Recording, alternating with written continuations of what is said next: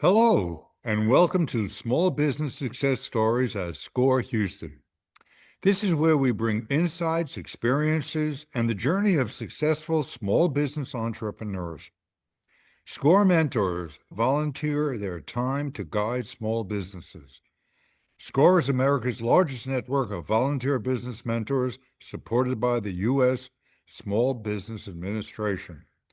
Here in Houston, we provide free confidential mentoring and education to help entrepreneurs start, grow, and succeed. Now, let's dive into today's small business success story. Welcome to SCORE Houston podcast. I'm your host and mentor, PV Bala. Today we are joined by a true trailblazer in the heart of Houston's industrial engine, Marcia Faschingbauer. As the CEO of Excargo Services, Marcia has spent 45 years transforming a specialized need for reliable transport into a logistic powerhouse serving the Port of Houston. A recipient of the District Small Business of the Year Award in 2025 from SBA, a 2024 Texas Trucking Association Leadership Award, and chair that organization, she has built a reputation for excellence in a high-stakes, male-dominated industry. Marcia is not only a master of supply chain complexity, but also a dedicated advocate for the Houston business community and a testament to the power of strategic growth. Welcome to the podcast, Marcia. Thank you. Marcia, I've gone through your profile, I read through on the whatever information that are available, and SBA also gave me some part of the introduction. I understand that you started your career in your family food business, and you encountered problem in the food business that led you to trucking. So can you describe that? Yes. Began my logistics career as the transportation manager for our family food business. And I really fell in love with logistics and organizing and moving things. I felt like I was a symphony conductor of moving all these parts to make everything work perfectly. However, I began to have a little trouble with the family business element. Being the youngest, not having the voice, that part was less appealing to me. And our family vacations and family holidays began to have a lot of complications. It wasn't as joyful as we had been. So I started looking for other things to do. And also our business was really struggling. The city was growing exponentially, and the grocery business in Houston had been a family business. Mhm. And all of us were having a run for our money because here comes Safeway and Kroger and these really big conglomerates that wanted a piece of this growing city. And we were really struggling. And our business really was not diversified, and we weren't prepared for this kind of fight. And my dad unfortunately passed away unexpectedly. And we as children were not groomed to take on this business. We were more grief filled. And so it was a kind of a tough situation. And I began to look for other ways for us to make money. And I thought, we're in a port city and we can export. And then when we began to export our food products, the containers would arrive late. They would arrive smelly, unworthy for food product. And I thought this could be better. And I talked with our customers who were in the grocery distribution business and the institutional food business. And I said, how do you manage this? And they said, it's terrible. We don't have any good service in Houston. So I thought I could do this. And I joined the effort. My husband was very encouraging of me to do this. And he saw that I love logistics. And so I began the business as a division of our family food business. But we were a growing company that was needing resources that a struggling company couldn't provide. So that's when I began to look for ways to buy Excargo out of the family business. And we were successful in getting that done.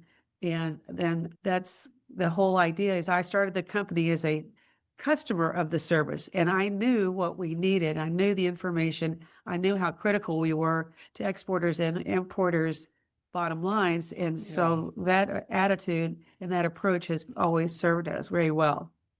Excellent. So I noted that you started your own business in 1979. And then in 4 years' time, you bought over the family business. That's Correct. Excargo. Yeah? Incorporated it. I know, Yes. that's right. Wonderful. Now tell me, you moving to a larger business, which is a large organization, and the transition from your own activity, small business, to a large business, and heading that organization. What is the transition like? How did you feel that? I began to enlist the support of the Small Business Development Center, and they helped me identify what we were the best at, what markets made the most sense for us. And we really got more focused on what we needed to be doing instead of the temptation to do everything for everybody. And that was really helpful to have that tutelage. I was fortunate to be recommended to join the Houston Business Council, which at the time was minority and women business owners. And that exposed me to ExxonMobil and Texaco and Chevron and some companies like that who had the needs for my type of service and who gave us opportunities to compete. And then it turned out our service and communication was better than the folks they were using. So we really grew our business with those kinds of industries. I focused on household goods, corporate relocations, petrochemicals, and beverages.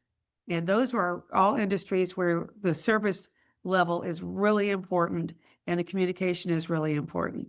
And so they valued the technology I brought to the table. They valued the safety that I embraced and the communications.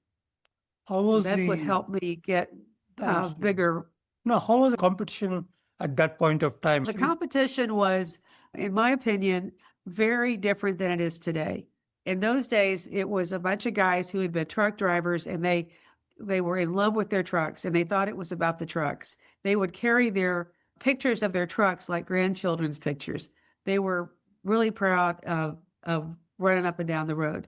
And it's not about running up and down the road. It's about being there with the right information at the right time with the right type of equipment so that we could be successful in loading and minimizing the customer's waiting time, overtime, making the cutoffs, avoiding penalties, which are rampant at the port. Maritime international business is complicated, and it was much more complicated in those days. That's not true. It's got more complicated with supply chain. But anyhow, the competition was not taking care of their drivers. There's a real different environment than what I brought to the table.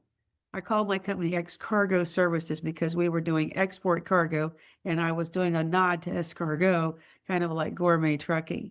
We wanted to be the best. Excellent. And I don't know that that's what our competition was after.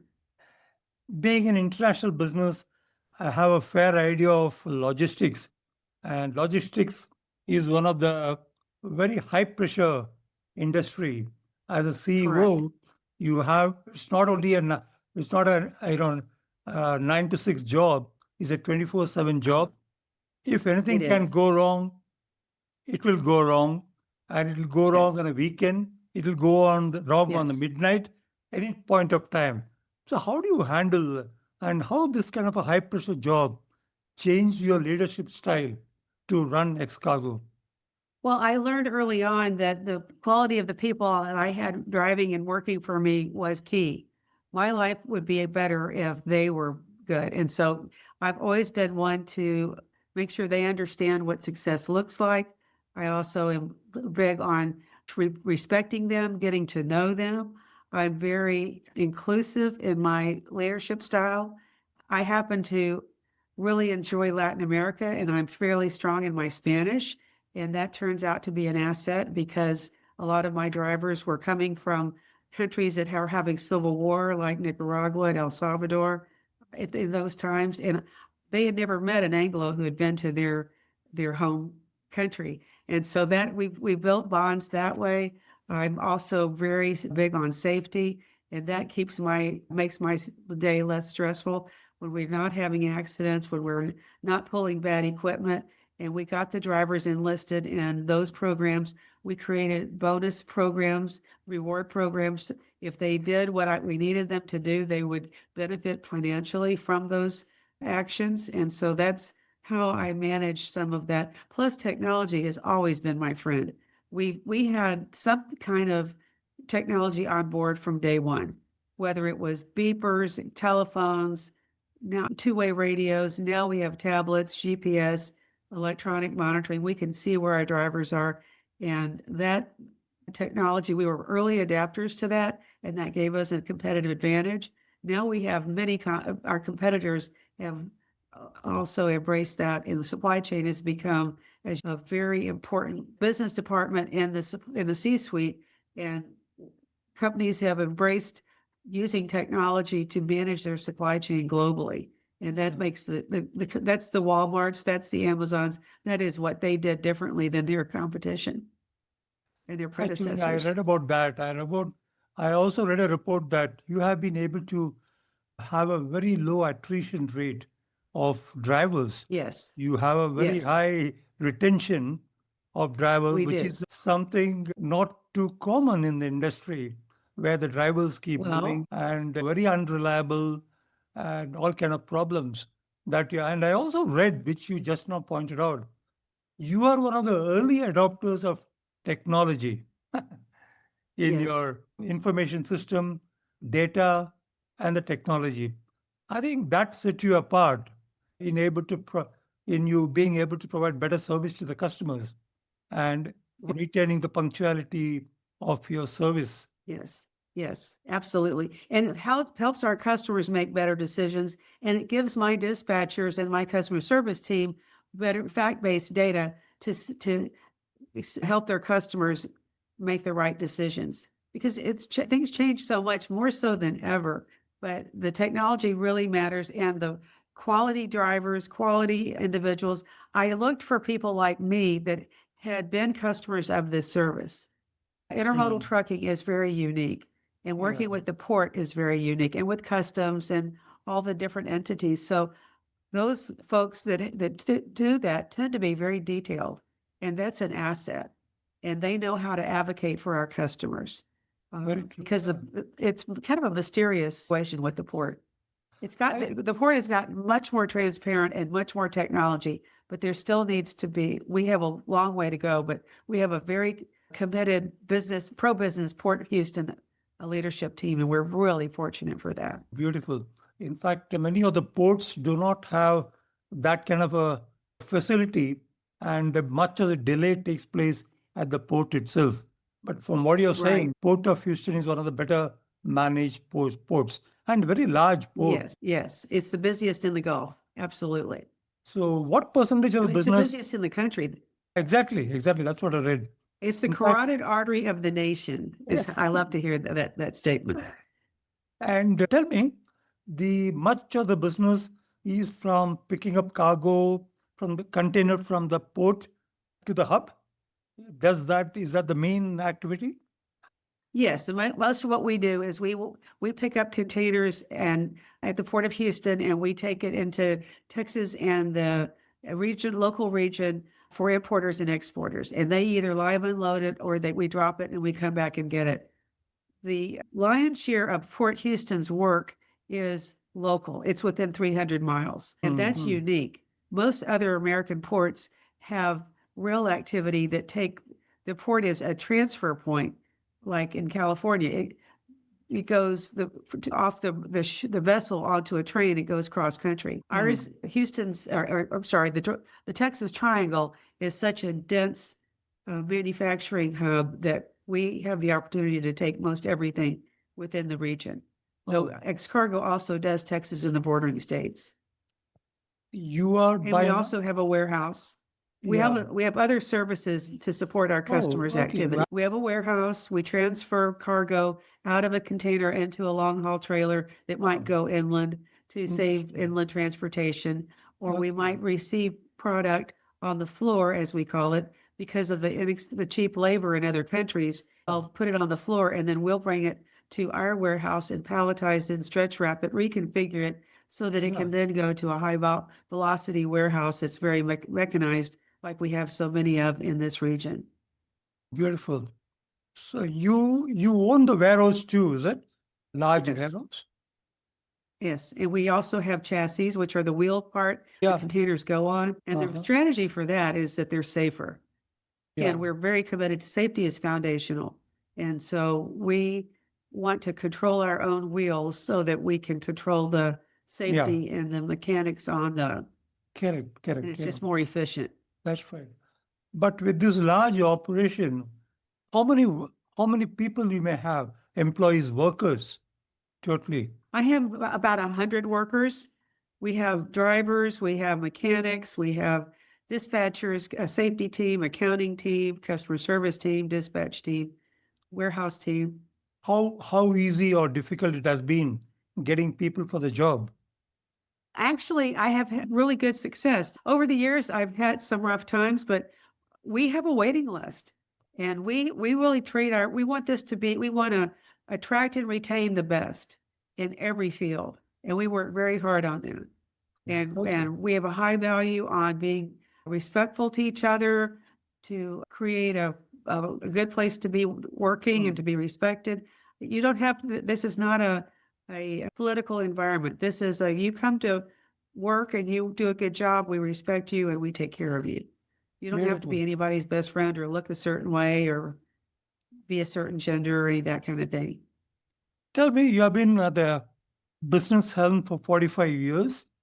So in terms of leader, how your vision has changed from running a small operation to being a CEO of one of the largest companies in the logistics area? I don't know if we're the largest, but my vision has changed such that I have really learned it's all about the people and surrounding myself with good people and making my vision clear to them.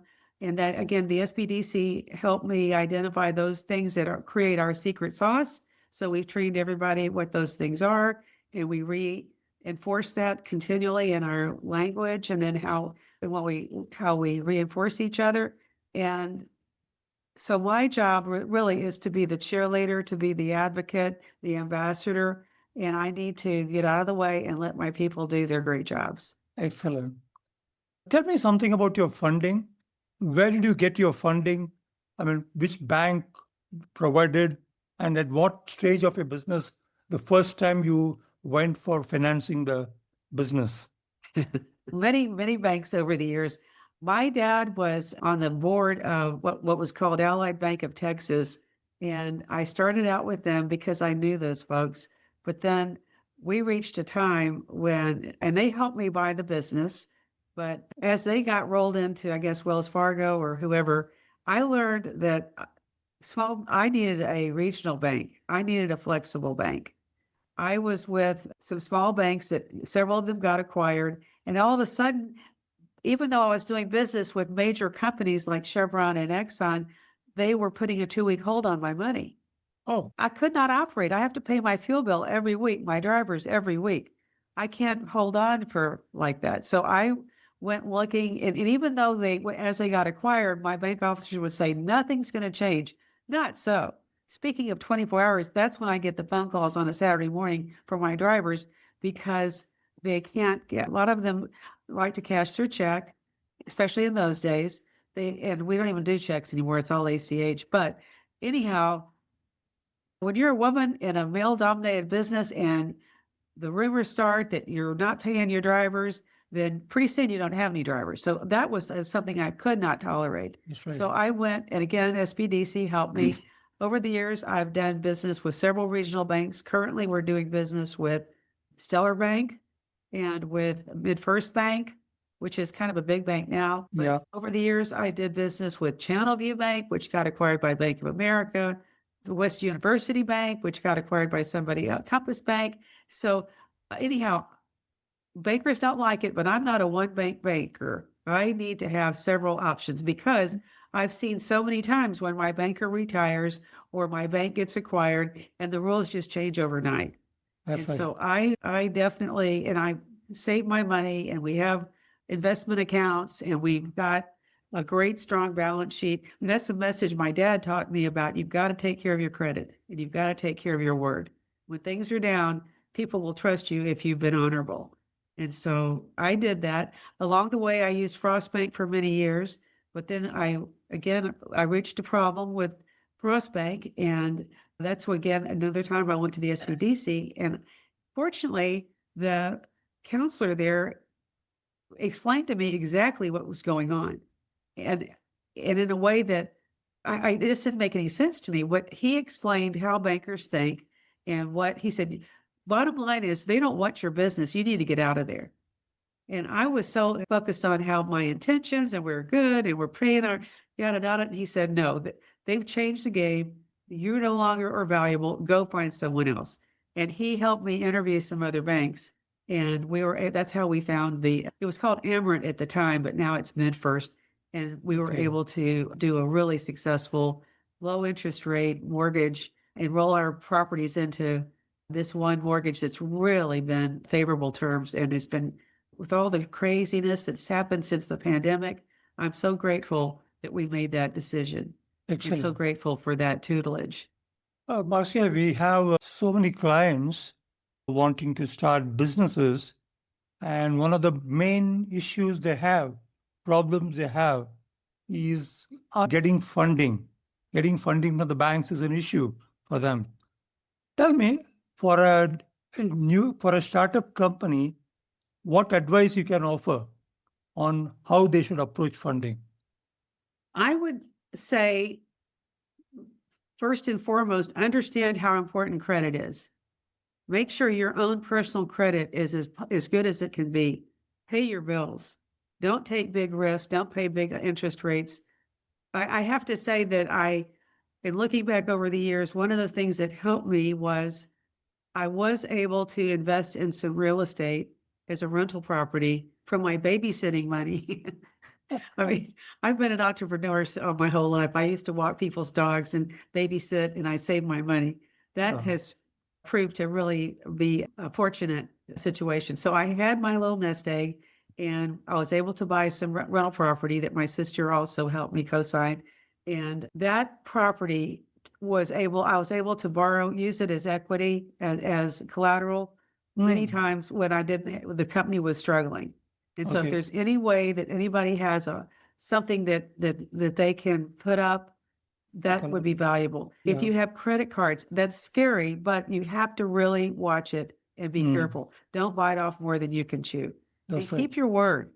And I've learned that by presenting an honorable, an honest, and complete financial package and loan request to a bank, that also really helps. That's right. Show up with the facts, show up with your intentions are, what your plan is.